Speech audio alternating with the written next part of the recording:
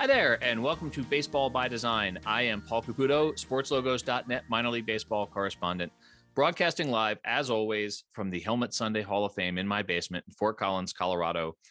Normally on this podcast, we talk about one team and we'll talk to someone from the team. We'll talk to the designer. We'll talk to, sort of a third party that has something to do with the subject matter at hand.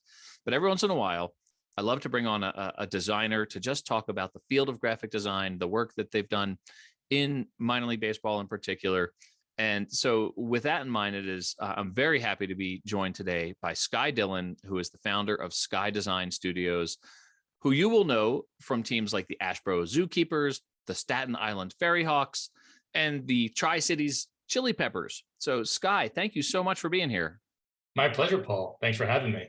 Oh man. Well, I've been following your work for a long time. I've gotten to write about you on sportslogos.net. And, we've exchanged emails and I've quoted you a couple of times in articles, but this is the first time we've gotten to really speak like sort of face to face here. So it's always a thrill for me to talk to logo designers. Before we get into some of the teams that you've worked with, I just want to talk about sort of how you got involved in the industry of sports branding. Yeah, it started very early in life for me. It was an early passion of mine as a young kid. I grew up in northern Maine, really the edge of civilization, if you will, above Bangor is probably the closest major city that folks would recognize. Grew up on a 300-acre farm, dead-end dirt road, no internet, no cable television. And so imagination was really the key to daily life up there. And so growing up in the early 1990s, we looked forward every weekend to whatever the national NBA game would be or the national MLB game would be, or football or whatnot. And the scarcity of those experiences really helped kind of fuel that passion of mine for first sports. And then as that love for sports grew, immediately began to notice how each of these personalities that were competing and the teams that were competing were identified by these very distinctive logos. And so that was essentially my, first inroad to the design field. Didn't realize that there were actual companies designing those logos at the time. It was really just something that I would spend long hours, whether it was at school during class or on my own free time at home when I was done with the farm chores, recreating these iconic logos from the different leagues. In fact, I would draw them each on scrap paper that my dad would bring home from his law office and pin up these 10-foot long banners on my wall that would have hundreds of different minor league and professional team logos drawn on them, and just study the idiosyncrasies and nuances of each one before I would fall asleep at night. And that was really my canvas that I would use to draw all of these different sports logos. When I was also growing up, my mom was an elementary school teacher before she had us, three other siblings. So she retired from school teaching and was a stay-at-home mom, but she carried over that same essence of being an elementary school teacher into our childhood. And so she essentially was branding with the different themes around the house throughout the year. So very heavy holiday themes. We had a calendar in the living room that would change based on the different months. And so the different themes and typography that she would use to create those bulletin boards would change based on the month. And then we had each summer we would go to our family's camp, which was on the border of Maine and Canada, really way up in the Northeast. And part of the adventure each year was having themed T-shirts where we called it Loon Camp. And each year we would be a different mascot. So one year we were the bullfrogs, one year we were the moose, another year we were the bumblebees. And so as kids, we would each year tell my mom, we would vote on what we wanted to be for that particular year. And then she would use fabric paint and buy T-shirts that were all the same colors, and basically design these custom T-shirts for each of us to wear that year with our names on the back, and in the form of almost, you could say, alternate logos. So for example, when we were the bullfrogs, we had Loon Camp 2000, or let's say Loon Camp 1994 bullfrogs with a bullfrog on the front, and then on the back a small lily pad in the upper right hand shoulder with our initials in that lily pad. So didn't even realize it at the time, but my mom was essentially doing branding in the same way that a lot of sports teams had begun to not only have the primary logos, but also these secondary logos that they would use on their uniform. So I guess to answer your question in a long form way, it was something that I had an early passion for, even before I realized it was something that you could do professionally. Mm-hmm. So who were you growing up in Northern Maine? Were you a New England sports fan? See, that would be the immediate guess instinctively, but I was very countercultural. I wanted to stand out. So all my friends at school were Red Sox fans, Bruins fans, Celtics fan, Patriots fan. Very predictable. Sure. With a name like Skye and my middle name is Disney, I had to really stand out in this area as well. So my favorite baseball team was the California Angels at the time, in large part due to Angels in the Outfield having a pretty big influence on pop culture for my particular generation at the time. Yeah. Kansas City Chiefs were my favorite football team. The Knicks were my first love, my first basketball team that was birthed from, again, like I mentioned, those single national NBA games they would broadcast at the time. The Knicks and the Pacers were at the height of their rivalry. And so I was instantly drawn into that, into that rivalry and captivated by the blue and the orange that the Knicks wore. So and then later on, the Jaguars became my my second NFL team, because at 12 years old, you're allowed to switch allegiances. And whatever they were trying to do with that teal color scheme to appeal to the younger generation, it worked, because I bailed on the Chiefs for the time being and joined the Jaguars fan base. So my whole approach was, it was all about the identities for me. If you had a great identity, then you were a potential candidate to be my favorite team. Now, with that said, this is, after all, a minor league baseball podcast. And I would have to note that this non-regional favorite team formula did not hold true when it came to my favorite minor league team. The Portland Sea Dogs were the closest affiliated team to where we lived. It was a couple hours drive. But one of my best friends growing up, his, I believe, uncle was part of the ownership group there. And so every summer, his family would invite me to kind of road trip down there for the day and check out a Sea Dogs game, back when they were rocking the teal and the black as Marlins affiliates. So during those road trips, that's when, from the game programs, I would draw all the different Eastern League team logos at the time: Norwich Navigators, Akron Arrows, New Haven Ravens, all kinds of Bowie Bay Sox. So some classic teams from back then. But that was really my childhood from a minor league baseball perspective, was checking out those Sea Dogs games.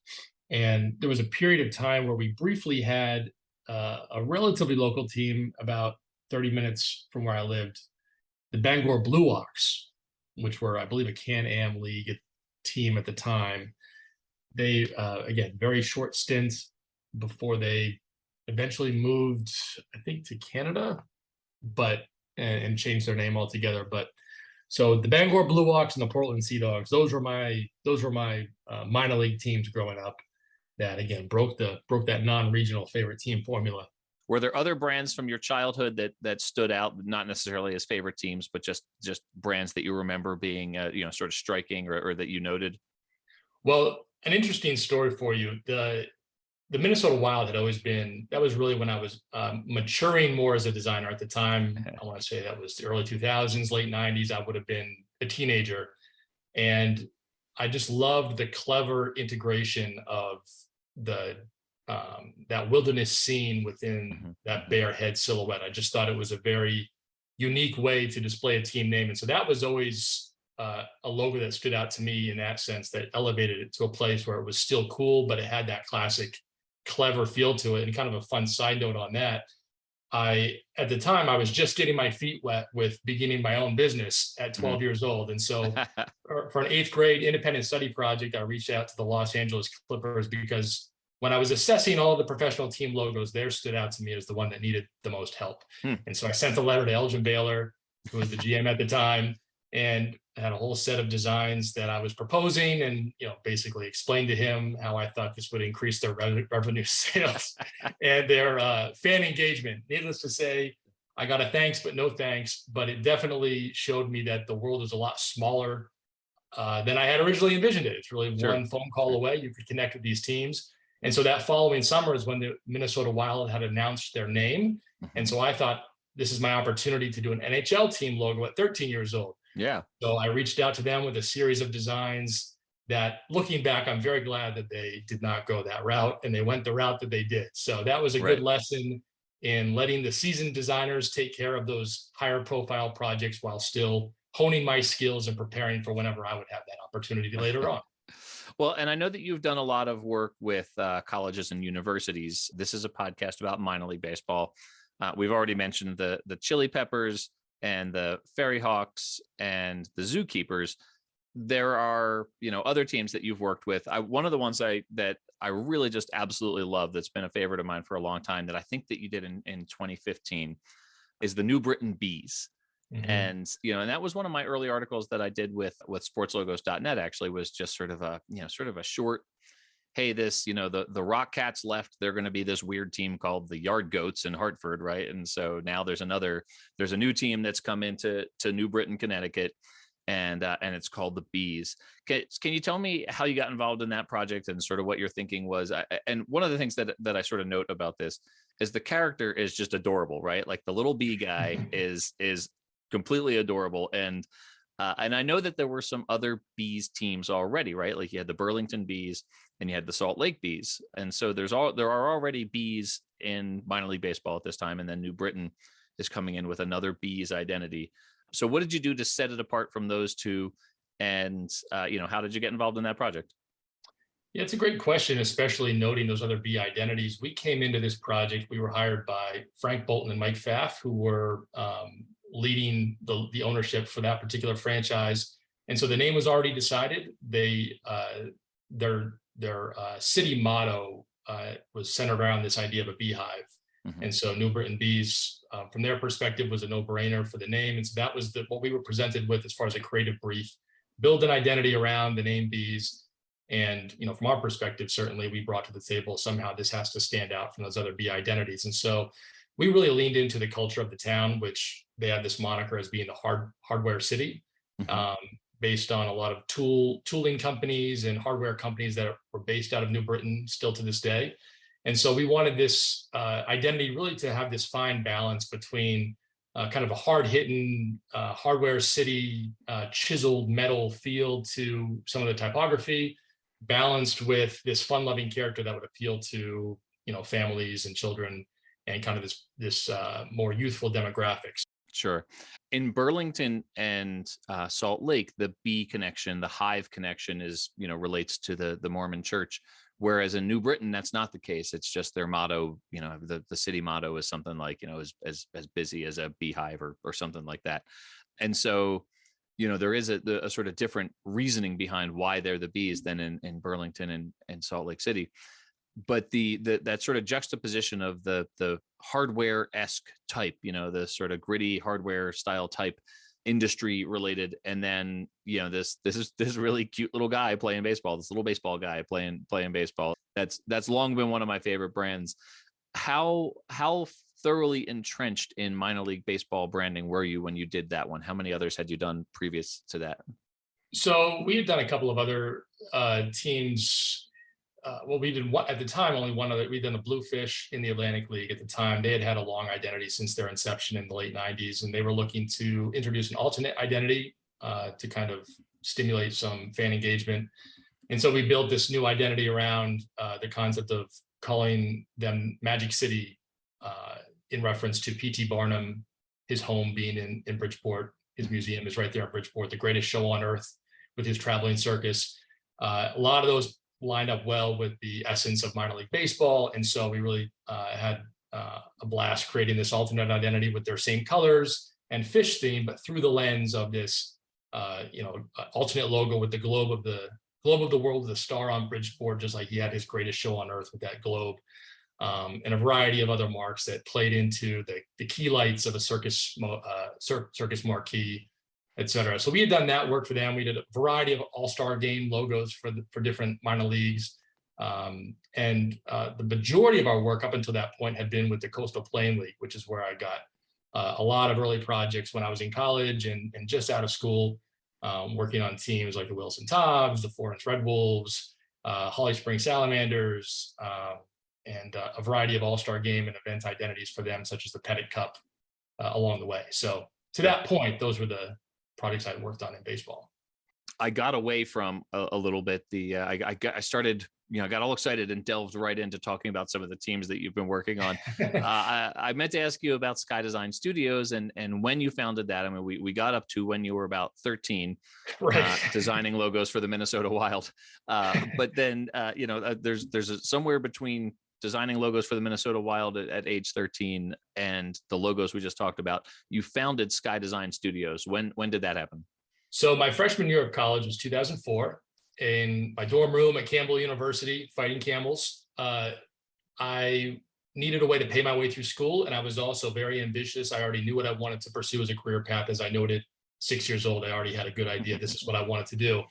So that was the official founding date of Skye Design in 2004. And as I mentioned before, the projects at the time were focused a lot on smaller colleges in the area, smaller minor league teams that were approachable. At the time, sportslogos.net actually had a very busy forum for contests. And so this was prior to social media or any other ways that you could connect directly with owners without having to send a letter in the mail. And so a lot of times GMs for different minor league baseball teams or football teams would go on there, very small budgets, very short timelines, but basically presented younger designers with an opportunity, or I guess anybody who was on that forum with an opportunity to participate in design contests, where if they picked your design out of the different submissions that were created, then you would get paid for that design and be able to put that work in your portfolio. So I was very active on those Creamer boards back in the day. Shout out to Chris Creamer for having that platform in the first place and allowed me to get my feet wet and gain some real world experience. I was a fan of Chris Creamer's site before I started writing for it. So that was surreal for me in 2014 when he reached out and said, "Hey, you want to come write for me?" So when you go into a logo project, I know that different designers have different ways of doing this. I mean, there are some design firms out there who have, I think, the luxury of spending a week in a city and meeting all the people, and then there are some who just sort of get handed a name and a concept and just sort of formalize it. What is your process? I know that you've done some character-based logos. So do you start with character? Do you start with the type? Do you start with a color palette? What's your personal process for creating a brand when a client comes to you?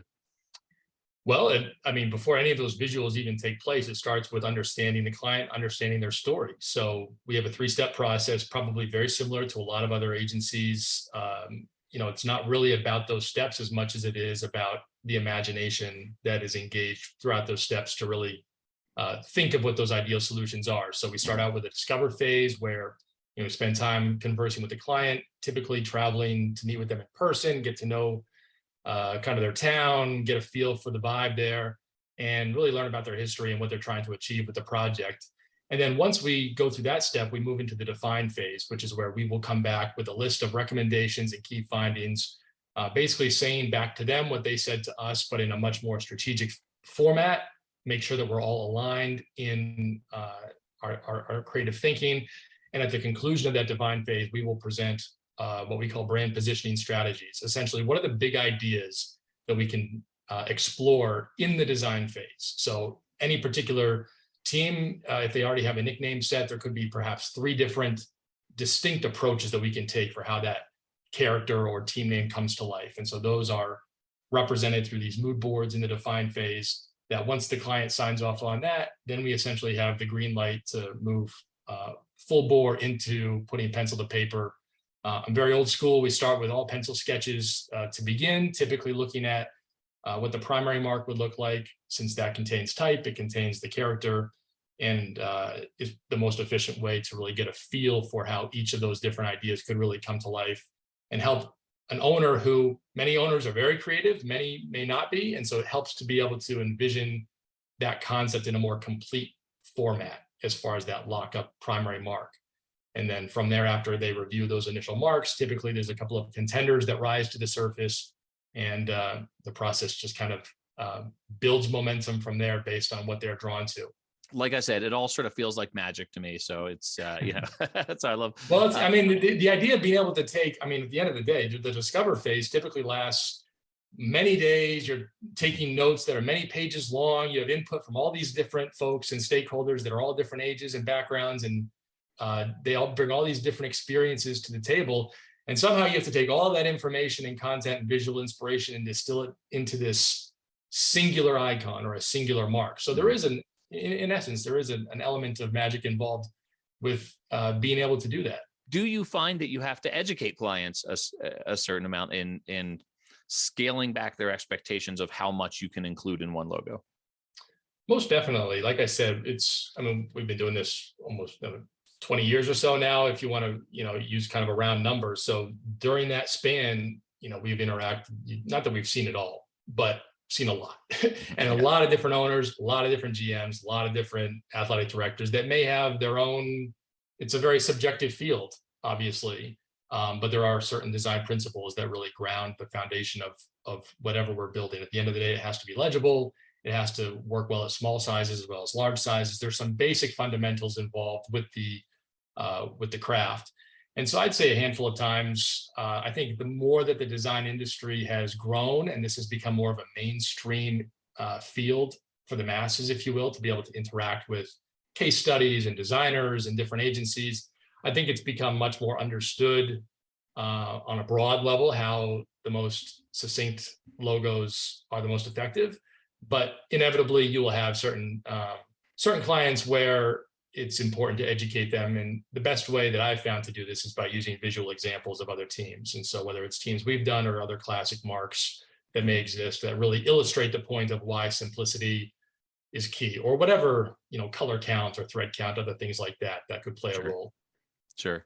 Some of your logos, I really like the Holly Springs salamanders one. Maybe that's just because I like salamanders. I like this logo aesthetically. I love how the salamander type relates to the form of the salamander itself. So I really enjoy that logo, and that really fits in with what you're describing with these, sort of simpler logos.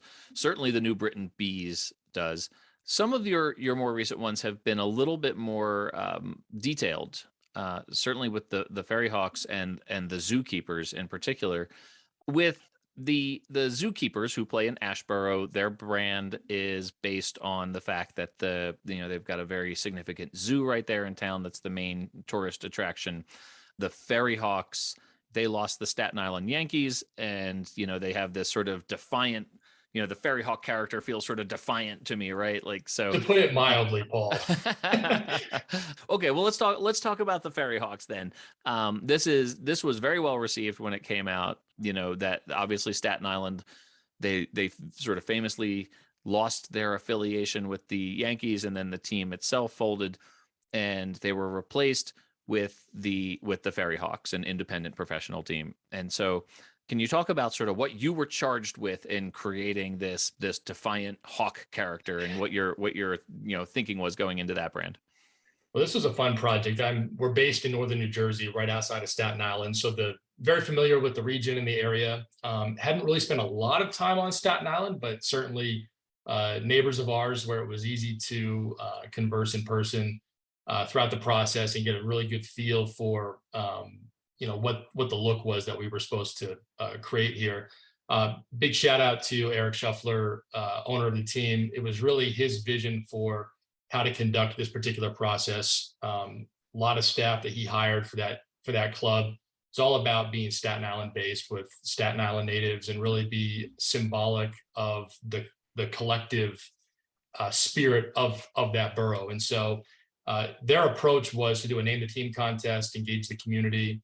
We were there to consult along the way and provide some direction, but ultimately it was a fan submitted name that really won out in the name Ferry Hawks. We were trying to figure out ways that we could leverage these natural landmarks that already existed that were associated with the island. So the Staten Island Ferry certainly is the most iconic symbol associated with Staten Island from a global standpoint. And so that was something that the name allowed us to really kind of pull into the identity and capitalize on.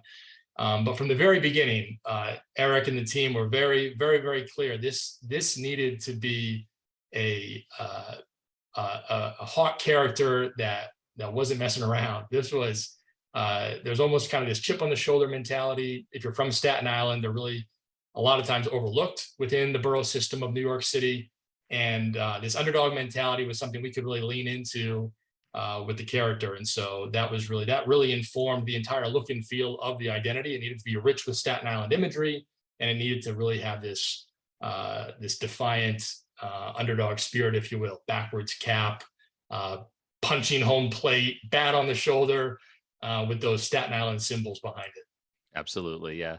That's and you talked early on about the blue and the orange of the New York Knicks logo. This obviously, there's browns and oranges, and there's a couple of different blues, but that's that same sort of complementary pairing that you see in the Knicks for sure. It's that sort of bold complementary color. And that was a great call, Paul. And that was born right from the blue and orange of the ferry, and so that's where that came from. And then another kind of fun layer to the identity is their park system is known as the Greenbelt on the interior of the island. And so from the very beginning, the idea was to be representative of the entire borough. And so while the ferry is certainly that leading symbol on the perimeter of the island in the harbor, there's the interior of the island that is really that the Greenbelt park system has a big part of. And so if you look closely at the character, it was vital from the very beginning that Hawk be wearing a baseball uniform with a green belt as a subtle nod to that Greenbelt park system.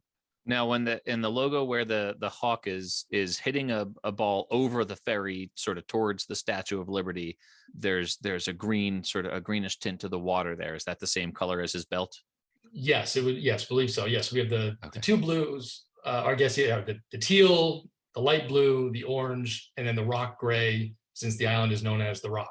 Right. Of course. Nice. One other note, Paul, on the Ferry Hawks mark that we were talking about, with the Ferry Hawk hitting the home run into New York Harbor over the Statue of Liberty in the ferry. That was a reference to Bobby Thompson and his iconic shot heard around the world for the Giants to win the 1951 pennant. He lived on Staten Island and was a native Staten Islander, even though he was not born there.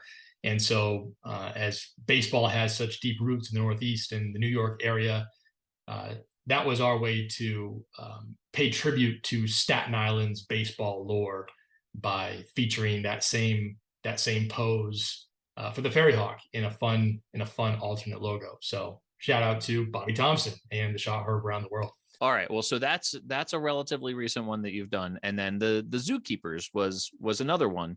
And I actually have a specific question about the ZooKeepers, but in general, this is here's a primary logo that has 5 characters, right? Like, I mean, it has at least 5. Is it 5 or 6? It's the snake, the elephant, the giraffe, the rhino, and the zookeeper. So you've got 5 characters in one primary logo, which is a lot, and you're conveying the sort of whole notion of the zoo. To me, the zookeeper himself looks like he's sort of leading these animals through the foliage to freedom here, right? So right. This logo is a bit more involved than some of your other ones that you've done. There's a lot more detail. There's 5 characters. Is there a reason why the team wanted to go with sort of more characters rather than just settling on the zookeeper himself?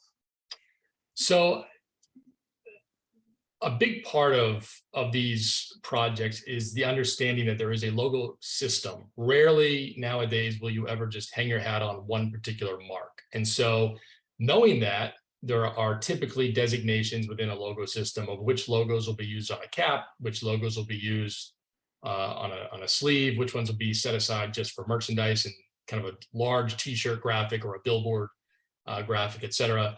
And so this was a scenario where when you weighed the pros and the cons of having more characters versus less, we really saw this as an opportunity to designate specific marks for the uniform, where you needed to have a much more succinct and simple mark, where we landed with a ZK with the zookeeper hat hanging off of the K. That really became their Yankees NY, if you will. But there was too much opportunity to have some kind of a mark that was an encapsulation of the zoo itself to leave on the cutting room floor, just from the standpoint of knowing what our audience was, knowing that we're really trying to build this relationship between the club and the local zoo, the North Carolina Zoo. And so this was one of those instances where that upside of having a mark that was very disruptive, when you see it, you remember it. It's the type of mark that you don't easily forget. And so it leaves an impression. When most teams have a singular animal mascot, if they use an animal as their nickname, this was an opportunity to distinguish this particular franchise in the sea of other animal-related nicknames in minor league baseball. Again, with the understanding that rarely would it ever be used in a small application. That was just kind of something that was clear from the beginning. It had to be designated for larger applications. But again, the upside of having all of those characters in play gave us the ability to tell this fun zoo story, and also opened up the potential to allow different characters to take the lead role in annual campaigns. So for example, each year we could feature one of those particular characters in a dynamic alternate logo. And it really gives them an endless supply of different opportunities for those kind of promotions, if you will. My very specific question about this brand is the reason that one of the characters is a snake? That may be a terrible sentence, but hopefully you can follow me here. The reason that you have a snake as one of the 5 characters in this logo, is that a wink and a nod to the fact that the team used to be the Ashboro Copperheads? Exactly. Good it is. call. Okay, Yes. Good. I was wondering. It's a fun Easter egg, plays to the tribute to the team without being kind of a square on reference, with it being an actual Copperhead. Right. Yeah, it's not too heavy-handed for sure. Okay, the one more baseball logo that I wanted to ask you about is the Tri-Cities Chili Peppers. Are a really fun logo with 3 different colored. You've got the green, the red, the yellow chili pepper characters there. That logo, you can correct me if I'm wrong, but I would say in your minor league baseball work that is your wackiest logo in the sort of era of wacky minor league baseball logos where we are now. That one feels like your wackiest work. Can you talk about that project a little bit and sort of the thinking that went into creating those fun Chili Peppers characters? Yeah, so again, that was an opportunity to run with a nickname that was supplied by the team following a name the team contest. A fan submitted name, Chili Peppers, and their owner, Chris Martin, kind of led the charge there when giving us the mark. Just felt like there was a lot of fun potential that existed there. Again, very disruptive name, something that would stand out from kind of your standard classic nicknames within the CPL to that point.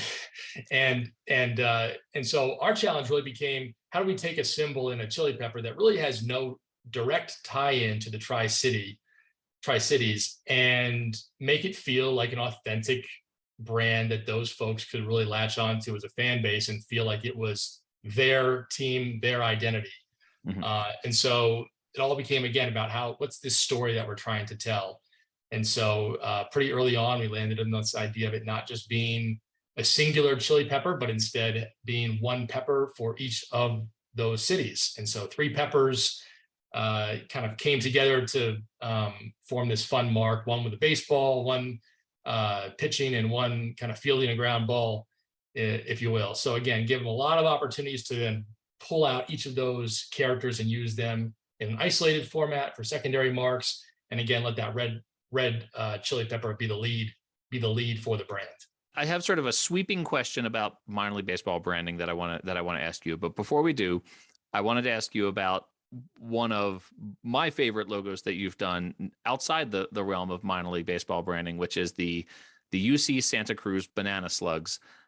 Obviously, sort of an outrageous, fun nickname in the collegiate sports world. What is your approach to creating what is ultimately, the name notwithstanding, a pretty serious logo for a kind of ridiculous nickname? What's your approach in creating a brand like the Banana Slugs? Wow, there is such an instinctive quality to it. rarely do you jump into a project and just hit the ground running, pencil to paper. And I think one of the reasons that you do that is it really takes some time to let a particular project marinate. And certainly some projects you have more time than others, but that strategic thinking on the front end and setting a solid course for the most effective way to take on a project is what is going to lead to the most successful identity projects. And so we really set aside that chunk of time at the beginning of a project to do just that. And in the case of Santa Cruz, that time where we spent on campus, we learned about their history, how the name came to be in the first place, which was through a student-led referendum, rebelling against the chancellor's submission of seals being the nickname. The students, rose up and essentially shot down that name, put forth Banana Slug, since that was how they had identified within their community up until that point. Although informally, that was really the moniker that they had always associated with themselves with. And so just learning that backstory really fueled and inspired our vision for how this identity could come to life.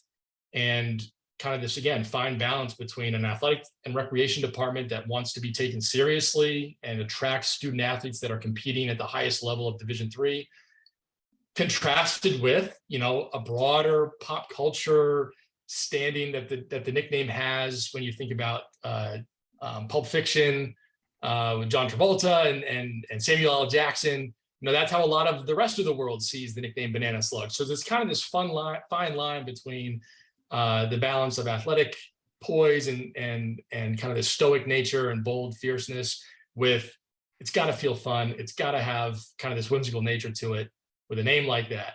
And so we thought the best way to go through a project like this would be to really pay tribute to how the original nickname came to be in the first place, which was with it being a student-led endeavor. And so we knew at the end of the day, one way or another, these students were going to either, they were going to be vocal one way or another, either positively or negatively. And we figured, why not get them on our side at the beginning of the process and use that insider perspective to really guide the direction of the creative. At the end of the day, we would still have kind of the final say in regard to what the visual looked like, but being able to captivate this audience and bring them along for the ride was a way that we could build some momentum for the project and empower that fan base and give them a sense of ownership. When it was unveiled, it was something that we all created together. At the end of the day, I'm not from Santa Cruz. I'm an experienced brand designer, and that's our specialty. Mm-hmm. But at the end of the day, they're the ones that have lived and breathed this brand for decades. And so that's where it was important to integrate the students and the community into that process. So in full Santa Cruz form, we did a fully transparent campaign to elect the new Banana Slug inspired by the 2020 election. This was a process that unfolded during that entire 2019-2020 academic year.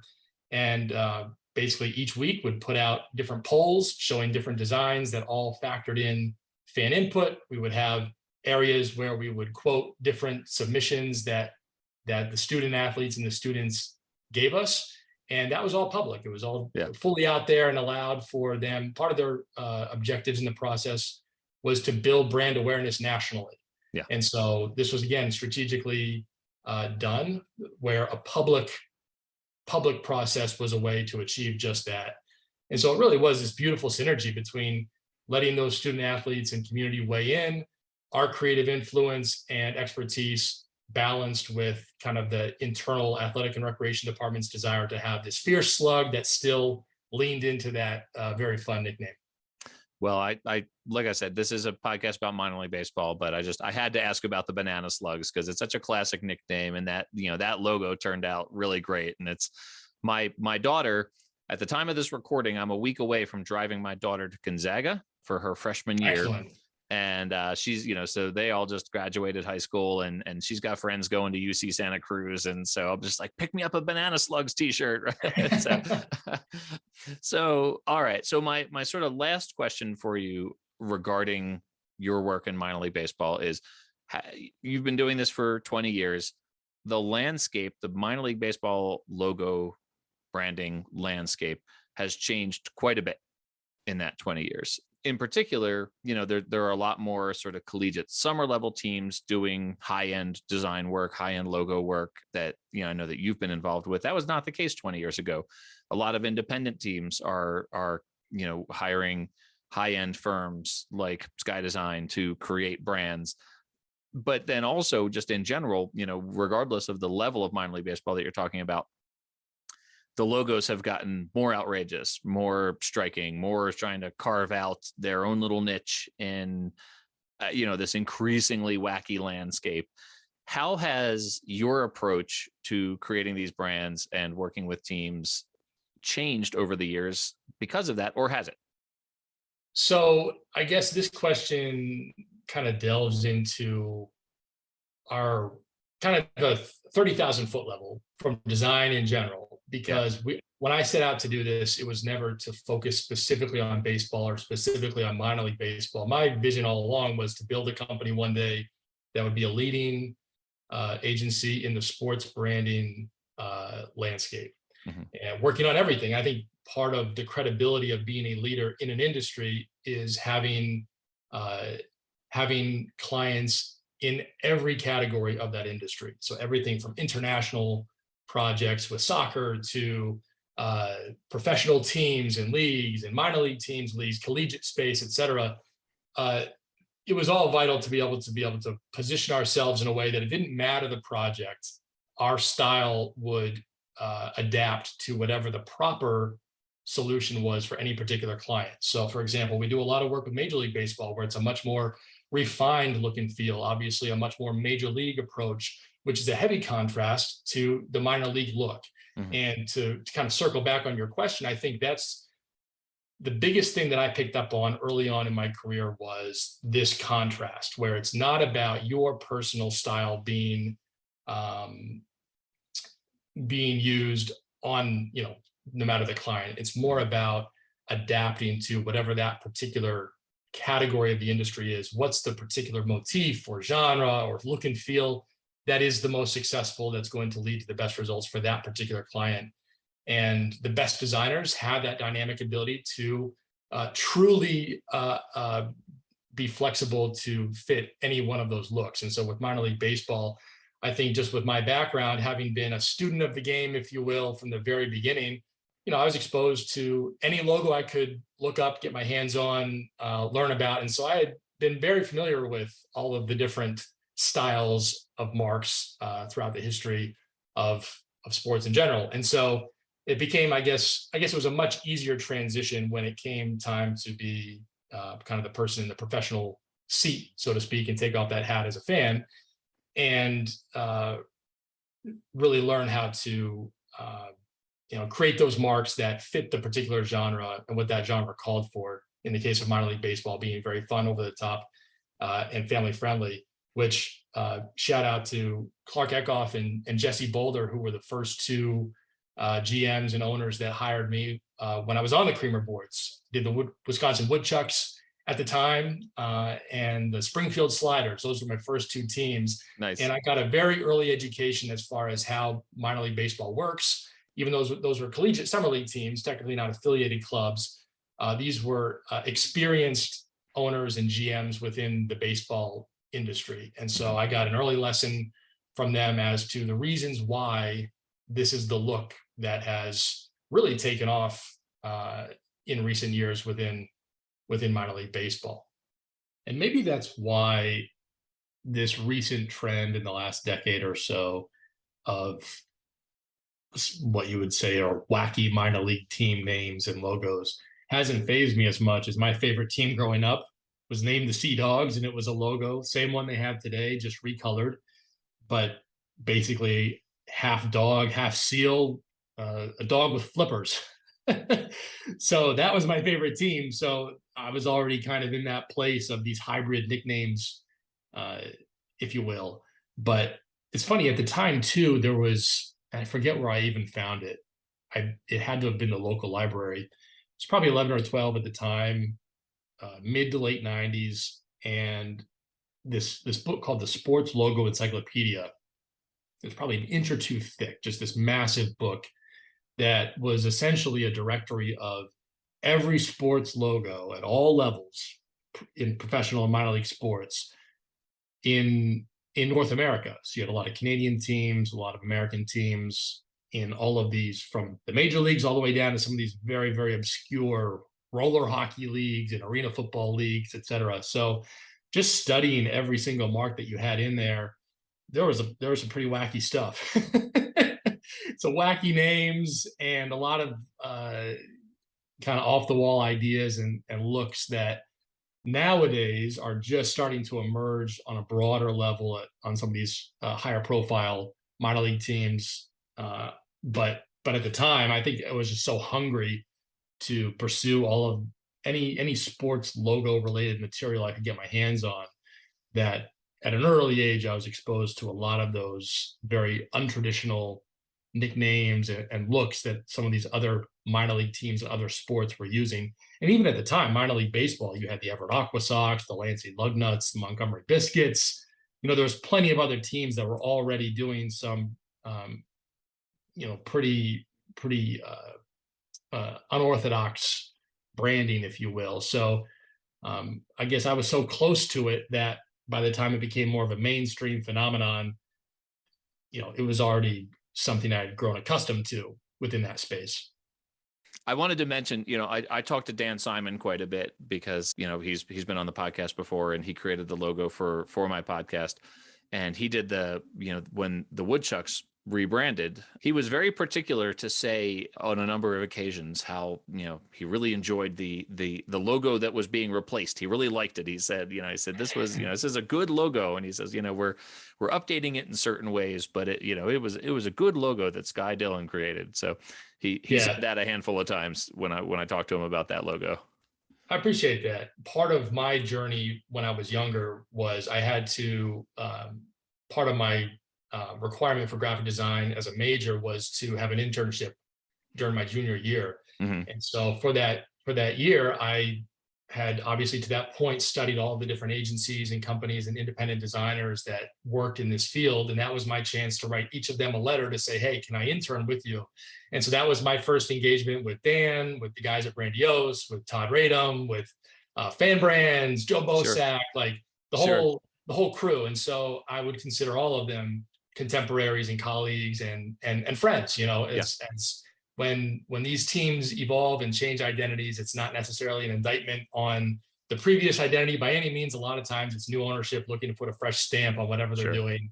Sure. And our job as professionals is, again, we're there to solve their problems and help them be as successful as possible. So our job, if they want a busy logo because they have to have 3 different iconic landmarks in the mark, well, then it's our job creatively to find a way to do that. We're the professionals. If we're good at what we do, we can make that work. So we're in the customer service business. Something else that I would say is when I referenced all of the different colleagues in the industry, those are the guys, those are the companies were the designers that inspired me in a lot of ways to pursue this at a professional level. It was the combination of the logos themselves that were being used for these different franchises and teams. But then the more I learned about where these logos were coming from and the different designers behind them, that's where I really developed an even deeper passion for the industry and started to build these personal relationships with different colleagues and companies. And I think that's the beauty of the industry, is that along the way, we're always learning from the generation before us, and at the same time trying to inspire the generation behind us. And so that's something where we've really embraced as a company, trying to attract top new talent and inspire young designers and other talent that's out there to be able to continue moving this industry forward in the form of our agency and the different projects that we're working on. Awesome. Well, Skye, I have to say, I really look forward to the day when I get to cover Skye Design Studios' new Los Angeles Clippers and Minnesota Wild logos for sportslogos.net. But no, it's been a total blast following the work that you've been doing for collegiate summer level teams, for independent teams, for the sports branding, world at large. I know we focused pretty heavily on your minor league baseball work, but if folks go to your website, which is skydesignstudios.com, SKYE designstudios.com. Great portfolio there. Fun to, if you're into logos and branding, scroll through there and you'll see all sorts of work that you've been working on. Where else, Skye, can people find you on the socials? So we're pretty light on social media. We only have a Twitter feed for the time being, and I believe our handle is at Skye Dillon, so at SKYEDILLON. Skye, this was a ton of fun. I'm really glad that we got to catch up in person, such as it is. I'll look forward to talking to you again soon for the podcast. Yeah, it sounds great. Appreciate it, Paul. Thanks, Skye. Take care. See ya.